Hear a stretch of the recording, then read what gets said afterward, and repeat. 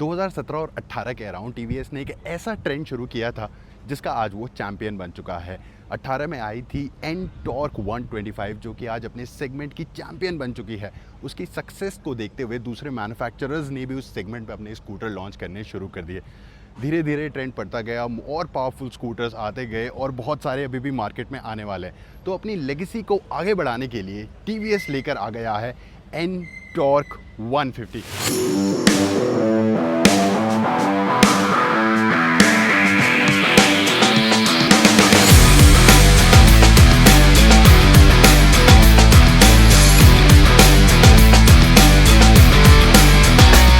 Hello everyone, मेरा नाम है करण। स्वागत करता हूं जागरण हाईटेक के एक लेटेस्ट वीडियो में। आज हमारे साथ है एक हाइपर स्पोर्ट स्कूटर यानी कि टीवीएस एनटॉर्क 150। तो इसके बारे में सारी बातें जानेंगे, वीडियो को अंत तक ज़रूर देखिएगा। तो सबसे पहले शुरुआत करता हूं ऑफ कोर्स इसके लुक से, क्योंकि दिखने में तो है ये किसी भी दूसरे स्कूटर से बहुत ही अलग, बहुत ही स्पोर्टी और बहुत ही स्टाइलिश। तो सामने से देखेंगे आपको एकदम ऑटोबॉट वाली फीलिंग आएगी। यहाँ पर आपको दिए गए हैं क्वाड प्रोजेक्टर सेटअप। इसमें जो अंदर के दो लैम्प्स हैं वो लो बीम का काम करते हैं और बाहर की तरफ जो दो लैम्प्स हैं वो हाई बीम का काम करते हैं। और देखने में देखिए कितना सिनिस्टर और कितना स्कैरी लगता है सामने से। जो एक स्पोर्टी स्कूटर के एलिमेंट हैं वो डेफिनेटली आपको एनटॉर्क में देखने को मिल जाएंगे। नीचे की तरफ आएंगे तो यहाँ पर से कम्प्लीटली डिफरेंट हो जाता है। एनटॉर्क की लाइट आपको यहाँ पर मिलती थी, मेन हेड लाइट, लेकिन उनका काम अब ये क्वाड एलईडी प्रोजेक्टर्स कर रहे हैं। नीचे की तरफ आप ये DRLs देखेंगे तो ये भी बहुत ही सुंदर दिखते हैं, पूरी बॉडी में एक्सेंचुएट होते हैं ये पीछे की साइड। प्लस यहाँ पर ही आपको मिलेंगे इंडिकेटर्स। साइड में देखिए एक स्पोर्टी स्कूटर्स है तो आपको विंगलेट्स भी दिए गए हैं। अब काफ़ी सारे लोग कहेंगे कि जिन स्पीड पर एक स्कूटर जाता है उसमें विंगलेट्स का क्या काम है, but TVS said this it can even matter on speed of even 30 और 40 किलोमीटर्स पर आवर। ये एकदम स्पोर्ट्स बाइक के साइड में जैसे आपको पैनल देखने को मिलता है वैसे ही अब एनटॉर्क में भी आपको देखने को मिलता है। यहाँ पर एक 150 की बैजिंग एंड एनटॉर्क 125 से काफ़ी बड़ा है ये पैनल, दिखने में काफ़ी कंसिडरेबल साइज़ है, काफ़ी बीफी और हेवी लुक देता है ये सामने से स्कूटर्स को। अगर आप साइड की तरफ देखेंगे तो ओवरऑल पीछे की तरफ जो ये पैनल है ये वाला ऑलमोस्ट एनटॉर्क से मैच करता है 150 से। लेकिन अगर नीचे की तरफ देखेंगे तो यहाँ पर आपको थोड़े से कॉन्ट्रास्टिंग कुछ शेड्स मिल जाते हैं। तो ओवरऑल साइड प्रोफाइल कहूँ, फ्रंट प्रोफाइल कहूँ, काफ़ी स्पोर्टी है दिखने में। अगर आप एग्जॉस्ट की शेप को देखेंगे तो ऑलमोस्ट एनटॉर्क से मैच करता है। एंड इंजन की कॉन्फ़िगरेशन थोड़ी सी चेंज कर दी गई है according to a maxi scooter. अगर आप पीछे की तरफ आएंगे तो यहाँ पर देखेंगे आपको बढ़िया सी LED टेल लाइट्स जो कि ऑलमोस्ट एक T की शेप में रखी गई हैं जैसे एनटॉर्क में मिलती थी आपको। एनटॉर्क में जो लाइट है वो एक यूनिट है, लेकिन अब इसमें आपको दो सेपरेट टेल लाइट यूनिट्स मिलती हैं। इंडिकेटर्स भी यहाँ पर थोड़े से ब्लैकड आउट किए गए हैं एक स्पोर्टी लुक देने के लिए। ओवरऑल इस कलर स्कीम को देखिए कितनी वाइल्ड लगती है कलर स्कीम। ये लगभग पूरे 4 कलर्स में अवेलेबल है। आपको स्क्रीन पर अभी चारों कलर्स दिख रहे होंगे। एंड एक और जो इंटरेस्टिंग चीज़ है, इसका हैंडल बार इज़ नेकेड। ज़्यादातर क्या होता है कि स्कूटर्स में जो हैंडल बार्स होते हैं उनको एक हेड या फिर एक प्लास्टिक कवरिंग दी जाती है, बट क्योंकि इसे एजाइल बनाना था, स्पोर्टी बनाना था, हैंडल बार थोड़ा सा चौड़ा है जो कि ऑलमोस्ट लगता है किसी अपाचे वगैरह से लिए गए हैं। इवन जो आप इसके कंट्रोल्स देखेंगे वो straight, they are out of Apache. Plus एक 5 इंच का TFT इंस्ट्रूमेंट क्लस्टर। एंड अगर आप इसका बेस वेरिएंट लेंगे तो उसमें आपको एक LCD इंस्ट्रूमेंट क्लस्टर मिलेगा। नीचे की तरफ देखेंगे तो यहाँ पर आपको एक कभी स्टोरेज मिलेगा। यहाँ पर हुक्स है ताकि आप सामान कुछ यहाँ पर टांग सकें। एंड नीचे की तरफ यहाँ पर कोई भी हुक नहीं है। इस तरफ अगर आप की देखेंगे तो जैसे आप सारे फंक्शंस को एक्सेस कर सकते हैं।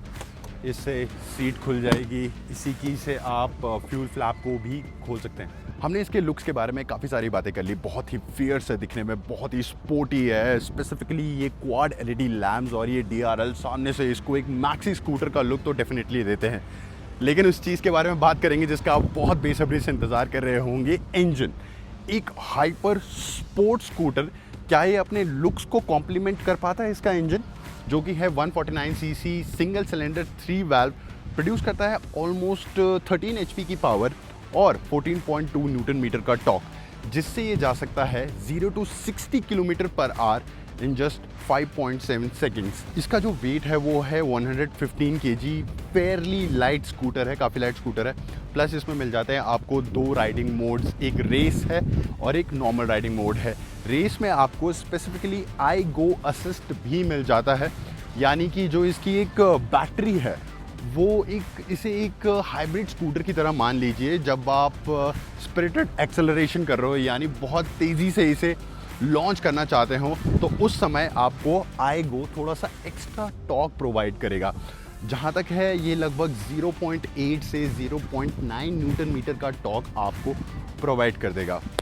एंड ओवरऑल अगर मैं इसकी परफॉर्मेंस की बात करूँ तो डेफिनेटली ये अपने नाम को जस्टिफाई करता है, hyper sports scooter. Yes it is of course. तो कहीं ना कहीं अगर मैं पावर स्पेक्स की बात करूँ, स्पीड की बात करूँ, तो ये दूसरे स्कूटर से, दूसरे इसके सेगमेंट में लैंड करने वाले हैं, ये डेफिनेटली उनसे बहुत अच्छे से कम्पीट कर सकता है। जैसे कि मैंने बताया, ये जा सकता है 0 to 60 इन 5.6 सेकेंड्स और आपको 100 किलोमीटर की स्पीड अंडर 12 सेकेंड्स अचीव होते हुए दिख जाएगी। ब्रेकिंग की अगर मैं बात करूँ तो बहुत ही स्ट्रॉन्ग और रीअश्योरिंग है, क्योंकि आपको फ्रंट में मिलता है एक 220 mm का डिस्क रोटर पेटल डिज़ाइन, जैसे कि आपको एनटॉर्क में देखने को मिलता था। उसके अलावा अगर मैं ब्रेक लीवर्स की बात करूं तो उन्हें भी आप एडजस्ट कर सकते हैं अपनी पाम के शेप के हिसाब से। प्लस आपको एक बहुत ही डिफरेंट ब्रेक लॉक भी यहाँ पर देखने को मिलेगा। पीछे आपको ड्रम ब्रेक्स मिलेंगे, इसमें आपको डुअल चैनल ABS नहीं मिलता है। हाँ, हालांकि इसमें आपको पीछे रिंग दिखी हुई मिलेगी ABS वाली, क्योंकि स्कूटर में आपको मिलता है ट्रैक्शन कंट्रोल। बहुत सारे लोग आप बाइक्स वाले फीचर स्कूटर्स में डिमांड कर रहे हैं और मैन्युफैक्चरर्स भी उनकी इच्छाओं को पूरा करते जा रहे हैं। एंड ट्रैक्शन कंट्रोल आप एक्चुअली इसमें ऑफ भी कर सकते हैं। भले एक स्कूटर दिखने में कितना भी स्पोर्टी हो, कितना भी फास्ट हो, लेकिन फैमिली के काम उसे ज़रूर करने पड़ेंगे। तो क्या एनटॉर्क उतना प्रैक्टिकल है? आइए देखते हैं। अगर मैं इसकी सीट को ओपन करूं तो नीचे आपको मिलेगी 22 लीटर्स की स्टोरेज स्पेस, जिसमें एक छोटा फुल फेस हेलमेट आ जाएगा। बड़ा आना कुछ कह नहीं सकते। हाँ, हाफ फेस हेलमेट इसमें इजीली आ जाएगा। इसमें अंदर की तरफ आपको एक छोटी सी लाइट देखने को मिलेगी जब आप सीट खोलेंगे। यहाँ पर आपको मिलता है USB-A टाइप, यानी फ़ोन चार्ज आप अंदर ही रख सकते हैं, या फिर कुछ और चीज़ों को चार्ज करना है तो भी आप कर सकते हैं। OBD2 port. तो ओवरऑल जो स्टोरेज स्पेस है वो बिल्कुल नॉर्मल जो एनटॉर्क 125 है उसी की तरह है। और सीट के बीच में भी आप यहाँ पर ज़्यादा सामान कैरी नहीं कर पाएंगे, बहुत कम स्पेस है। मेरी हाइट है 6 फुट 4 इंच, मैं थोड़ा सा एक्सेप्शनली लंबा चौड़ा आदमी हूँ, तो शायद इसलिए। बाकी आप सीटिंग पोजीशन देख सकते हैं, दूसरे एनटॉर्क में थोड़ी सी फ्रंट बायस्ड होती है, एनटॉर्क 125 में स्पेसिफिकली, लेकिन इसमें थोड़ी सी स्ट्रेट सीटिंग पोजीशन है और काफ़ी रिलैक्सिंग है। सीट के अराउंड भी मैं मूव कर सकता हूँ। प्लस यहाँ बीच में भी सीट पतली है, तो कॉर्नर्स के अराउंड भी आपको ये कंफर्टेबल महसूस होगा if you are trying to ride it sportily. अगर मैं पिलन की बात करूँ तो अगर एवरेज साइज़ का पिलन होगा तो आप दोनों कंफर्टेबल होंगे, लेकिन अगर थोड़ा हट्टा कट्टा अगर एक तरीके से पिलन स्कूटर में अगर बैठेगा तो ऑब्वियसली यहाँ पर स्पेस की थोड़ी सी कमी आप लोगों को महसूस हो सकती है। ये कितनी एवरेज रिटर्न करता है वो तो हम आपको एक डिटेल्ड राइड रिव्यू के बाद ही बता पाएंगे। इसमें मिलता है आपको एक 5.8 लीटर्स का फ्यूल टैंक, जो कि एकदम पिछले एनटॉर्क की तरह। आपको बहुत सारी ऐसी चीज़ें हैं जो, जैसे कि इसकी शैसी है, जो इसका सस्पेंशन है, जो इसके टायर्स हैं, जो इसके ब्रेकिंग इक्विपमेंट हैं, ये आपको एनटॉर्क 125 में देखने को मिलेंगे। जो यहाँ पर अलग चीज़ें हैं, ओवरऑल डिज़ाइन अगर मैं बात करूँ, लाइट्स की अगर मैं बात करूँ, ऑफ कोर्स इंजन अलग है। और यहाँ पर जो आप इंस्ट्रूमेंट क्लस्टर देख रहे हैं, हैंडल बार्स के अराउंड जो कंट्रोल्स देख रहे हैं, वो अलग हैं। अब 150 सीसी स्कूटर है, स्पोर्टी स्कूटर है, तो एग्जॉस्ट नोट सुनना बनता है। तो वो एनटॉर्क वाली ग्राउल आपको इस एग्जॉस्ट में देखने को मिलेगी, जो अगर रोड पे अगर आप इस एग्जॉस्ट नोट सुनते हैं तो डेफिनेटली वो एनटॉर्क है। एक एनटॉर्क को आप उसके एग्जॉस्ट नोट से डिफरेंशिएट कर सकते हैं किसी भी वक्त, और वही खासियत आपको इस एग्जॉस्ट में देखने को मिलेगी। हल्का सा लाउड फील हुआ मुझे 125 से, लेकिन डिफरेंशिएट करना मेरे लिए थोड़ा सा मुश्किल है। टीवीएस ने अभी अपने एनटॉर्क 150 की प्राइसिंग डिक्लेयर नहीं की है। कंपटीशन के बारे में जैसे मैंने बताया, यामाहा एरोक्स, एप्रिलिया SR 175 और हीरो का जूम 160। परफॉर्मेंस या हॉर्स पावर के नंबर्स में ये डेफिनेटली उन स्कूटर्स के आसपास ही है। इनमें से एरोक सबसे ज़्यादा फास्ट होगा क्योंकि वो एक लिक्विड कूल्ड इंजन है। टीवीएस का एनटॉर्क 125 प्राइस्ड है, अराउंड 1,20,000 के प्राइस में वो ऑन रोड आ जाता है। तो मैं एक्सपेक्ट कर रहा हूँ कि टी वी एस एनटॉर्क 150 की प्राइसिंग हो सकती है बिटवीन 1,30,000 टू 1,40,000 एक शोरूम, और उसके बाद टैक्सेस और रोड टैक्स वगैरह वगैरह वगैरह। तो कैसा लगा आपको टीवीएस का ऑल न्यू एनटॉर्क 150, हमें कमेंट्स में बताएं। ये वीडियो अच्छा लगा हो तो इसे लाइक और शेयर करें, और ऐसे कंटेंट के लिए जागरण हाईटेक को ज़रूर सब्सक्राइब करें।